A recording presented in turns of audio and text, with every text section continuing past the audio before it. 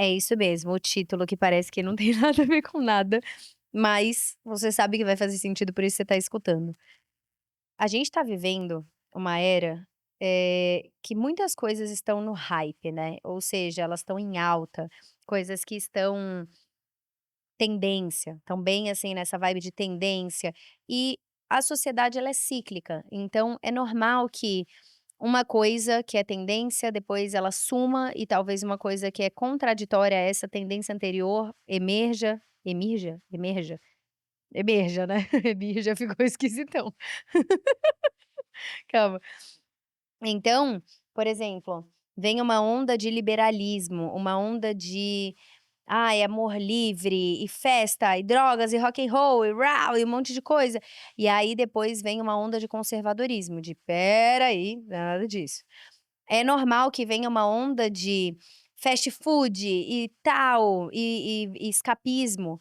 Então vamos pegar a a nossa dor, a nossa insatisfação, o nosso estresse e colocar isso em drogas, em álcool, em comida excessivamente processada e tal. E aí depois vai vir o quê? O que a gente tá vendo, que é wellness, bem-estar. Não. Agora a gente vai meditar, tomar banho de banheira de gelo, a gente vai tomar nossos eletrólitos e os nossos vitaminas e as coisas externas e tomar um smoothie de R$ 40, mas que é feito com superfoods. E vamos comprar agora framboesas congeladas e vamos comprar só coisas orgânicas e vamos fazer pilates e vamos andar com roupa de academia. E por que que eu acho que a onda do wellness é falsa? E o que que isso impacta em você, na sua vida, no seu negócio, no seu jeito de viver. E essa lembrando que é a minha opinião com base no que eu tenho observado e com base no repertório de vida que eu tenho, com base naquilo que eu tive de informações. Então se você não concorda, tá tudo bem, mas a reflexão vai te ajudar de qualquer forma, você concordando ou não, tá. Qual que é o grande ponto, né? O que significa wellness? Wellness é um termo em inglês para bem-estar. Então é um mercado de bem-estar. Não é um mercado de roupa de academia, não é um mercado fitness, fitness é academia, é treino, é você estar fit e comida, tal, mas bem-estar é uma coisa diferente. É diferente de treino, é diferente de comida, é diferente de corpo sarado. Bem-estar não tá ligado com o corpo sarado. Bem-estar está ligado com satisfação na sua própria vida, em você ter um bem-estar na sua vida. Isso significa bem-estar no seu relacionamento, bem-estar no seu trabalho, bem-estar com a sua saúde mental, bem-estar com a sua saúde física. E o bem-estar, ele é um estado como se fosse, você está num estado de equilíbrio. Equilíbrio é meio um conceito falso, tá, mas assim, de equilíbrio entre as áreas da sua vida. Então, no geral, a soma é positiva, né. Você tem mais motivos para estar bem e realizada, e mais rituais, e uma rotina, e uma vida que te levam a se sentir então o seu estado de homeostase, por exemplo, do seu corpo, ele é mais positivo do que negativo. Tem gente que parece que o estado basal da pessoa é pessimista, né, que ela tem que lutar muito pra não ser uma pessoa muito pessimista. E tem gente que parece que o estado natural da pessoa é feliz, alegre, leve.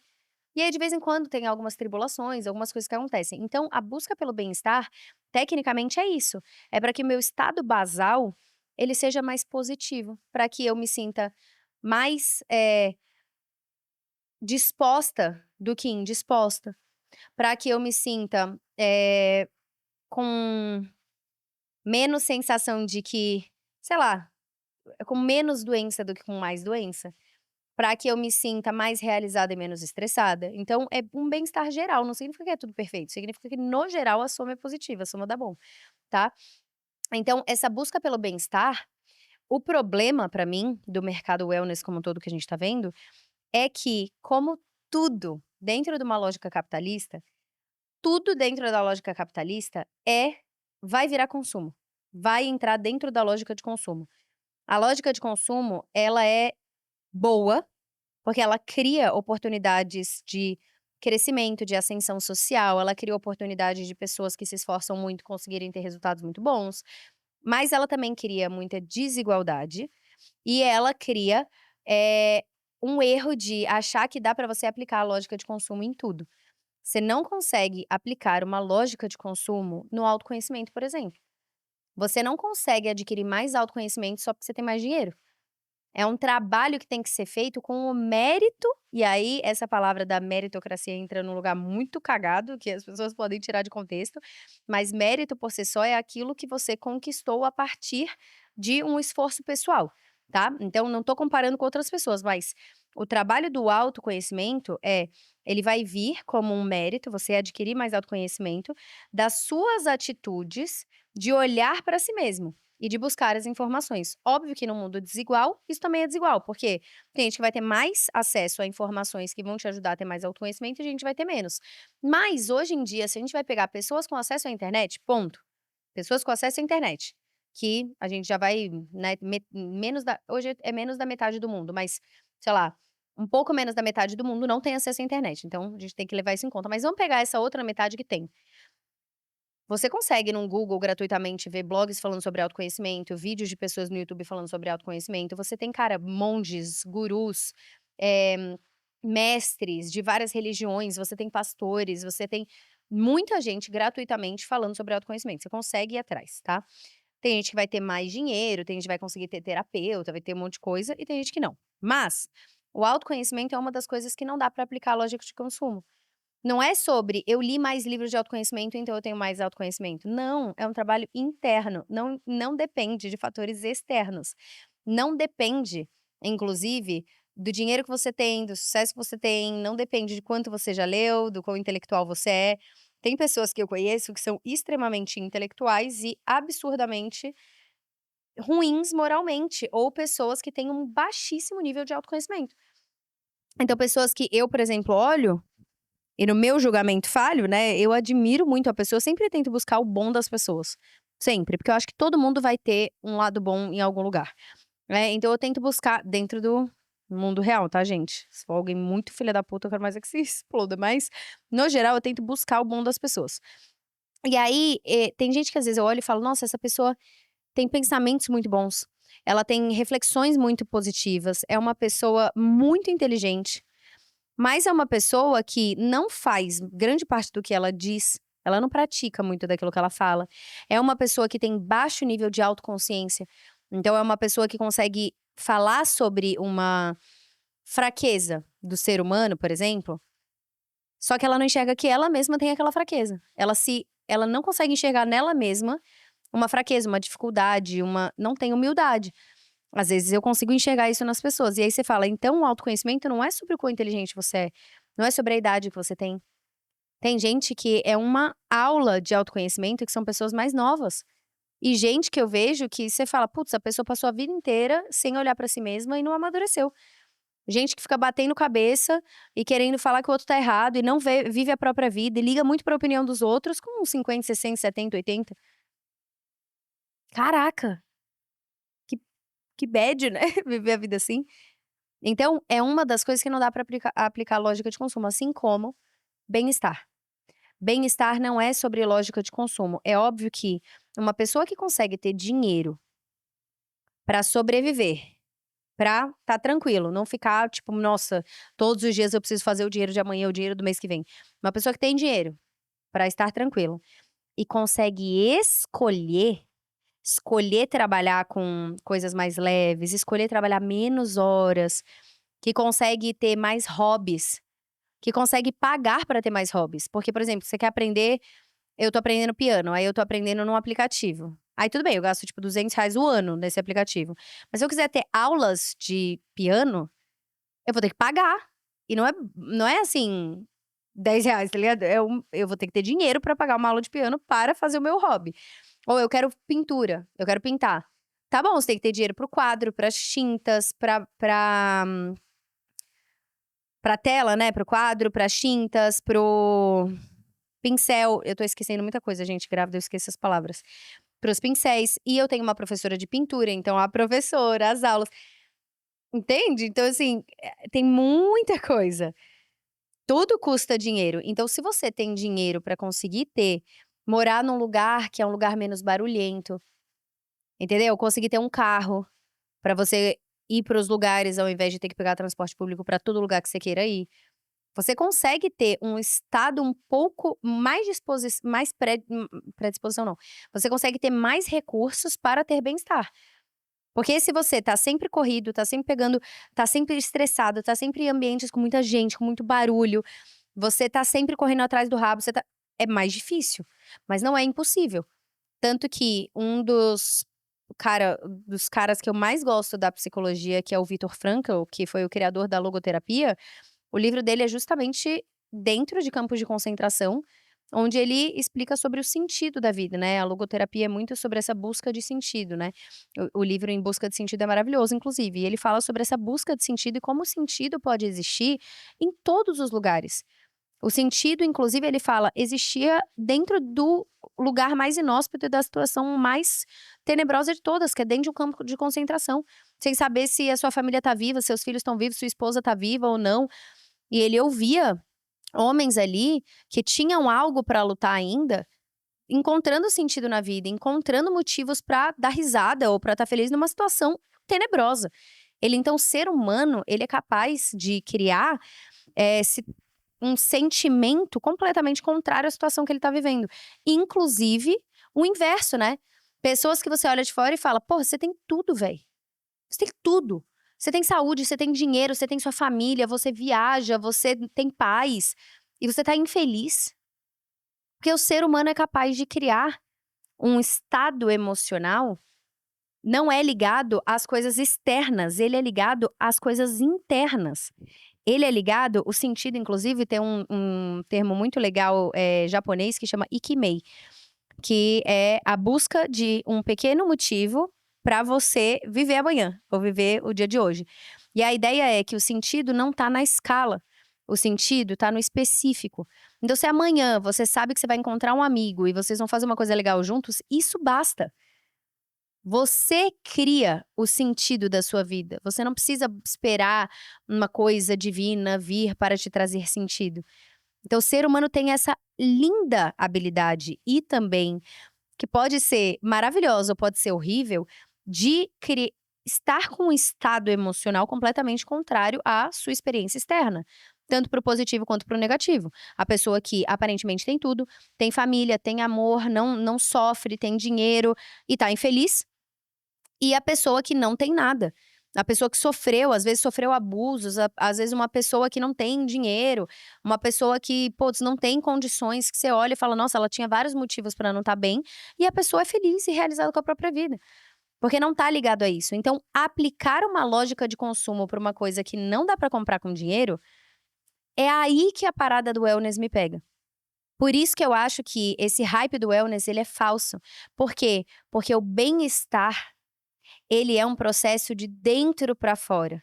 E o problema é que o mercado wellness é mais uma estratégia, está sendo utilizado como mais uma estratégia capitalista, e olha que eu não sou contra o capitalismo, tá gente, mas é uma lógica capitalista da gente conseguir capitalizar e aplicar a lógica de consumo em qualquer coisa, e lucrar com aquilo. Então, agora, parece que pra você ter bem-estar, você precisa fazer pilates, você precisa fazer ioga, você precisa acordar às 5 da manhã, você precisa entrar numa banheira de gelo, você precisa tomar superfoods, você precisa tomar o milkshake XPTO, você precisa ter uma estética clean girl, você precisa ter uma casa com madeira e tons claros. Você precisa pisar o pé ter uma casa no interior, você precisa. Parece que você precisa de coisas, e engraçado, todas essas coisas são coisas que são compradas com dinheiro, mas o que não é falado, e que não precisa de nenhum dinheiro pra fazer, é o trabalho de você sentar a bunda e pensar sobre você, sobre a sua própria vida, sobre o que tá ruim, sobre o que você tem que mudar, sobre quais são as consequências dessa decisão e se você tá disposto a aceitar a responsabilidade por ela ou não. Esse é um trabalho que é o trabalho difícil. É o trabalho difícil. O problema é que tem muita gente que não tem nem tempo ou não cria o tempo pra fazer isso. E como o tempo é um recurso escasso no nosso mundo de hoje, tempo é um recurso escasso, dinheiro não é um recurso escasso. Tem muito dinheiro no mundo, ele só tá na mão de outra pessoa. Dinheiro tem muito dinheiro. Tem mais dinheiro no mundo do que os problemas, por incrível que pareça. Porque você pega um dinheiro de, sei lá, uns bilhões de você acaba com a fome no mundo. É que não é aplicado para essas coisas. Mas a gente tem dinheiro suficiente para conseguir resolver grande parte dos problemas do mundo, se não todos. Ele só não é destinado para isso e a lógica não é feita para resolver isso. Mas tempo é escasso. A autenticidade é um recurso escasso. O tempo de reflexão é escasso, porque a gente tá sempre correndo na corrida dos ratos. Então é mais fácil te falar que se você pegar e fizer uma banheira de gelo e usar uma roupinha bonita e fizer um treino e postar, com uma velinha aromatizada e passar um olhinho essencial, que beleza, agora você tem o bem-estar. Só que você tá o quê? Consumindo mais. Então isso vai fazer com que você tenha que trabalhar mais, inclusive para pagar mais desse consumo. E no final das contas, você tá com bem-estar? Você tá bem? Você tá bem com o seu marido, com a sua esposa, com a sua família, com o seu trabalho? Você se sente realizado? Você consegue cumprir as tarefas do seu dia? Você consegue dizer não para pessoas, para eventos, para coisas e estar satisfeita, bem, com a sua plenitude, com a sua vida do jeito que ela é? Você precisa de um carro maior? Você precisa de um apartamento maior? Você precisa de uma casa maior? Ou você está satisfeito com aquilo que você tem? Não que você não queira mais, mas você consegue encontrar beleza e satisfação na sua vida. Porque se a resposta for não, não é um banho de gelo que vai te salvar. É você fazer o trabalho de se conhecer, e ele não é um trabalho que termina nunca. Fazer o trabalho de se conhecer e fazer o trabalho de fazer as mudanças necessárias para obter um resultado diferente do que você tá tendo hoje. Então, não adianta a gente achar que eu acho que é a nova Arapuca, entendeu? E eu falo assim como se eu fosse a superior intelectual, mas não é, velho. Eu também comprei look combinandinho e eu também, tipo, amei quando eu fiz banheira de gelo. Agora não pode, né, grávida.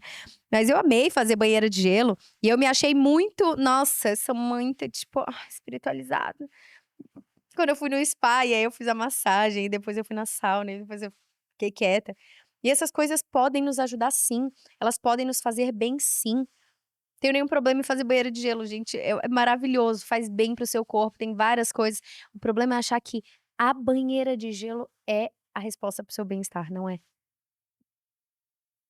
Não adianta você não ver sentido no seu trabalho, não adianta você não cumprir as promessas que você faz para você mesmo, e você achar que você vai ter realização no seu dia a dia.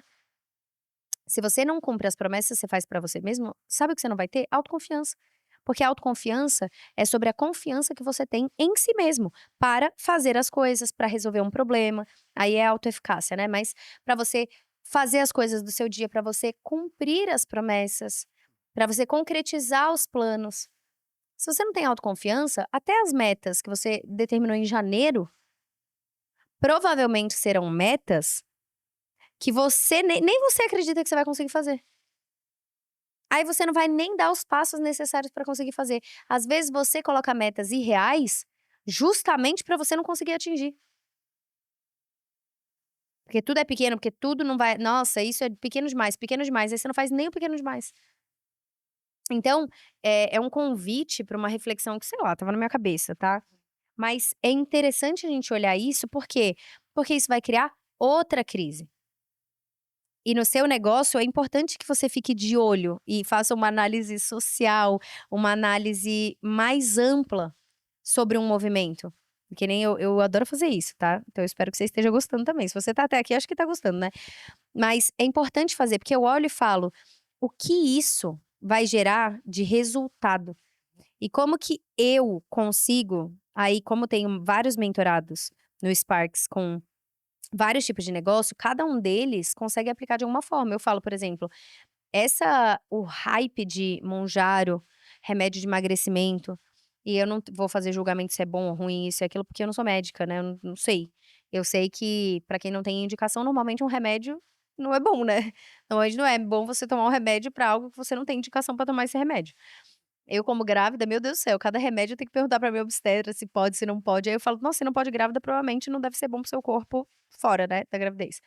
Mas enfim, eh, eu falo, tem ali mentoradas são de nutrição ou de emagrecimento, enfim, psicólogas e tal.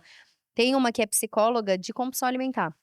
Eu falo: "O que vai vir de gente desenvolvendo compulsão alimentar, por quê? Porque a pessoa não mudou os hábitos, a pessoa não mudou a identidade que ela tem dela mesma, a pessoa não mudou o estilo de vida, a pessoa acrescentou uma coisa que ela comprou com dinheiro, esperando que aquilo mudasse algo que só poderia ser mudado pelo comportamento dela. Então sim, você emagrece com remédio de emagrecer, mas você não vai sustentar de uma vida magra, uma vida saudável, uma vida com, um corpo legal, que é esse corpo que você buscou ali através do remédio a vida inteira, se você não muda os seus comportamentos e a sua identidade. Ou você pode tomar o remédio a vida inteira, tá tudo bem, é uma escolha sua, o problema é seu. Mas você entende? A gente não tem nenhum problema de você dar pezinho. Eu falo, tem coisas na vida que a gente dá pezinho. Então você vai dar pezinho pra te motivar, pra você ir lá e fazer algo. E mudar, e pô, e se animar, e se motivar, e mudar seu estilo de vida. Muita gente deve ter acontecido isso. Que começou a tomar Mounjaro, aí se animou, aí perdeu peso, aí começou a ir aí treinar, aí nã mudou, mas você entende que o seu comportamento mudou?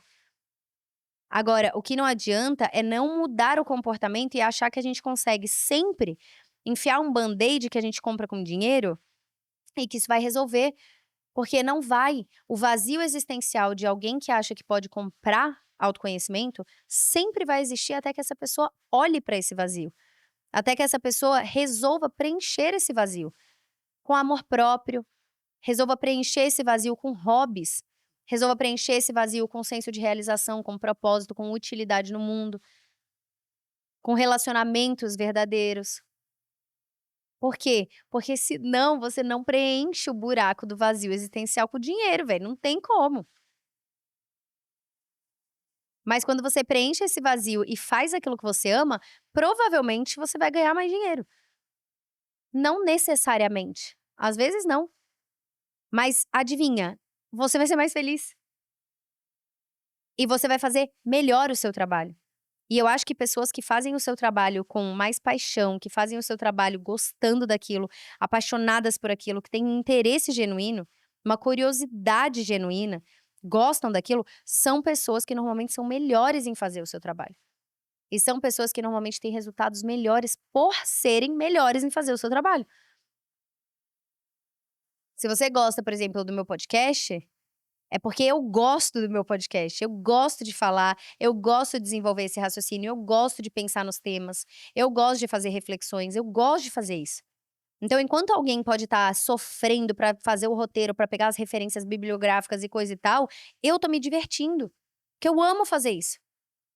Então é natural que seja mais fácil pra mim ser boa nisso. Eu não posso não ser a melhor do mundo, mas é mais natural, talvez mais lógico que eu seja boa nisso, porque eu gosto de fazer isso. Então eu gosto de escutar podcasts, eu gosto de ouvir temas diferentes, eu gosto de ampliar meu repertório, eu gosto de falar, eu gosto de desenvolver uma linha de raciocínio. Então é natural que eu fique melhor nisso mais rápido, porque eu gosto de fazer isso. Agora tem coisas que eu não gosto de fazer, que eu sei que eu avanço numa velocidade mais devagar do que pessoas que gostam de fazer. Mas eu também faço, porque eu tenho que fazer um monte de coisa que eu não gosto também, e é a vida, entendeu? E tá tudo bem. Eu encontro prazer naquelas coisas de outra forma. Mas isso é o que eu acho que é interessante de você entender, sabe? Existe algo muito bonito na gente entender que tem coisas que o dinheiro não compra. E tem coisas que o dinheiro nunca vai comprar. E que a gente pode construir dinheiro ao mesmo tempo que a gente constrói essas coisas. Porque eu acho que tem gente que às vezes acha que uma coisa é contrária à outra, ou uma coisa é necessária para outra. Então, por exemplo, tem gente que acha que o dinheiro é contrário a bem-estar e equilíbrio emocional. Tem gente que acha que para ganhar muito dinheiro você tem que ser completamente obsessivo, você não pode ter equilíbrio na sua vida, você não pode, olhar para a saúde mental, você tem que trabalhar que nem todos os dias 24 horas. Não necessariamente, você consegue encontrar um modelo de negócio, desenvolver, criar, errar, talvez demore mais. Mas você consegue criar modelos de negócio que você ganhe muito mais dinheiro e que a sua habilidade de ser muito bom em algo te faça cobrar mais do que os outros. Talvez você não chegue em, sei lá, quantos bilhões e coisa e tal, mas talvez você não queira. Talvez você tenha que olhar também aquilo que você está abrindo mão e que você quer ou não quer. Eu conheço pessoas que são extremamente focadas em equilíbrio emocional e que são extremamente bem-sucedidas. E eu conheço pessoas extremamente bem-sucedidas no termo financeiro, de negócios, que são completamente perdidas na sua vida interna emocional, completamente depressivas, dependentes de remédio. Pra mim isso não é sucesso. Pra mim o sucesso é você conseguir construir aquilo que é intangível com aquilo que é tangível junto. E é mais difícil. É mais difícil construir junto do que você construir uma coisa só e ignorar completamente a outra. Por isso que a gente vê que tem gente que é só o autoconhecimento e bem-estar e, nossa, dinheiro é muito ruim e tudo faz mal, porque é difícil você conciliar as 2 coisas, e gente que só olha para o dinheiro e quer cagar para o outro lado, porque é muito difícil olhar para o seu ego, olhar para sua falta de autoconhecimento, para sua falta de inteligência emocional. Não é o único jeito. Então o grande negócio que eu quero inspirar vocês cada vez mais, né, não só nesse episódio, mas sempre em todos é: dá sim, dá pra construir, dá pra você ter tudo. Talvez não dê pra você ter tudo agora no mesmo tempo, na mesma hora e num tempo que você determinou que tem que ser.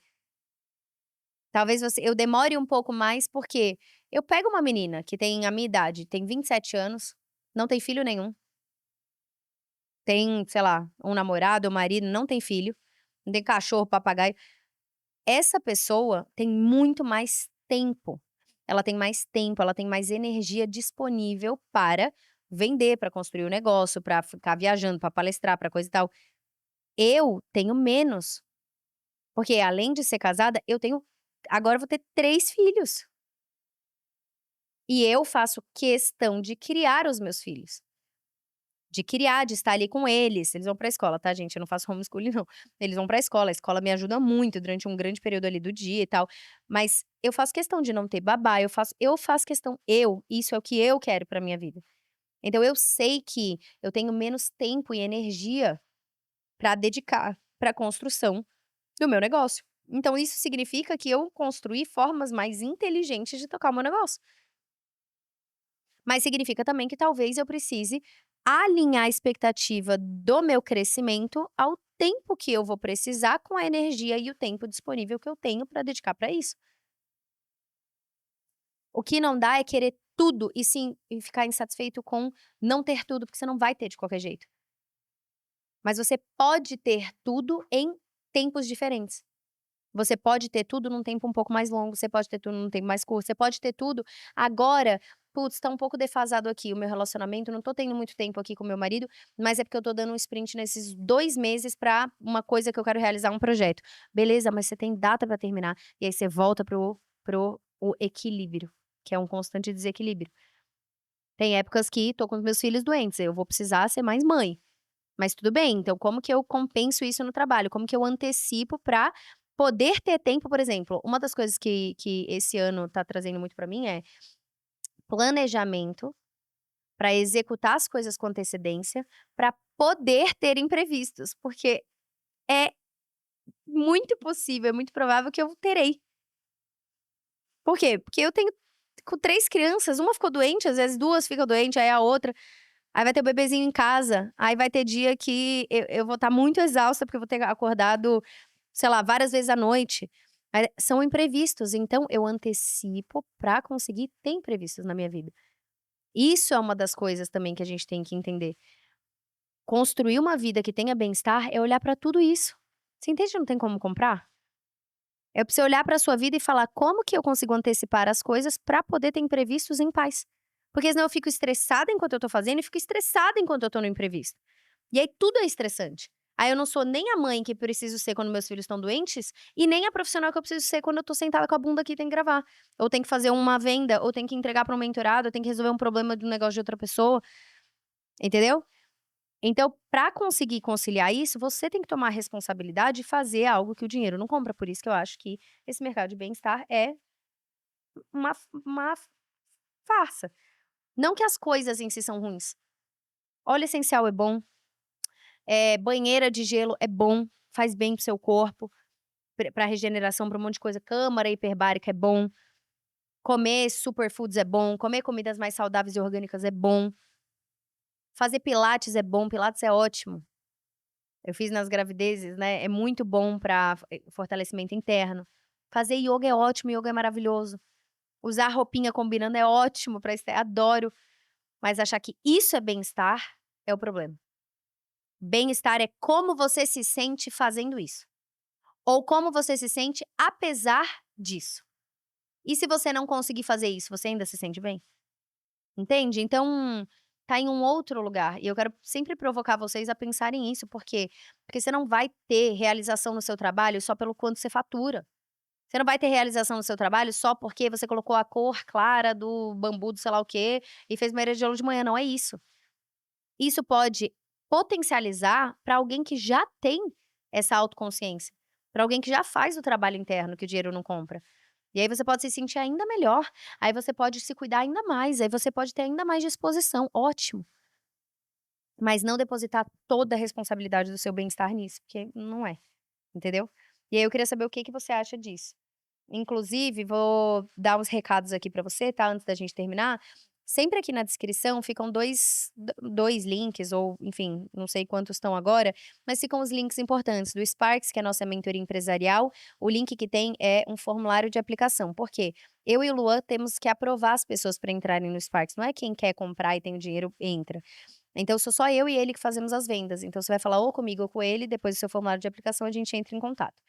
O segundo link é do Creators ou do curso que estiver no momento a gente fazendo, mas normalmente é o Creators, que é o nosso curso de produção de conteúdo voltada para empreendedores, que a gente te ensina a atrair as pessoas certas, né, os leads qualificados, como vender pela rede social e como produzir um conteúdo que te diferencie com base naquilo que você é, do seu jeito, que você tenha esse caminho, e ele é muito maravilhoso. É um curso que tem mais de 80% de taxa de conclusão, é um curso que tem mais de 20.000 alunos que já passaram pelo Creators, então assim, é muito legal e eu tenho certeza que você vai amar. E se tiver algum link de alguma imersão presencial, fica de olho para você poder conhecer a gente te ajudar pessoalmente, tá?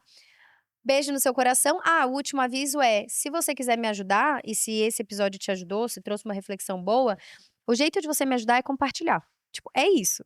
Compartilhar com um amigo, amiga, familiares, compartilhar na sua rede social, no seu story. Eu amo quando vocês fazem isso. Compartilhar é o que faz esse podcast crescer. Se cada um de vocês compartilhar com uma pessoa, a gente dobra o tamanho do podcast, sabe? Então, eu vou ficar muito grata se você fizer isso. Saiba que na hora que você tá fazendo, eu vou sentir, sinta a minha gratidão aí, porque eu não consigo crescer sozinha, eu preciso de vocês pra me ajudarem, especialmente porque o meu podcast é sozinha, né. Então, ou vocês estão junto ou eu não consigo ir sozinha. E eu espero que tenha te ajudado. Se você ainda não tá seguindo, é só você ir ali onde tem todos os episódios, você sobe, aí você aperta em seguir, aí vai ficar seguindo, e aí isso faz com que sempre que tem um episódio novo, aparece na sua abinha inicial ali do Spotify, sabe? E tem as 5 estrelinhas, é só você apertar e dar 5 estrelas, tá bom? E é isso, espero que você tenha gostado, que tenha feito sentido pra você, que te ajude e um beijo no seu coração e te encontro no próximo episódio. Tchau.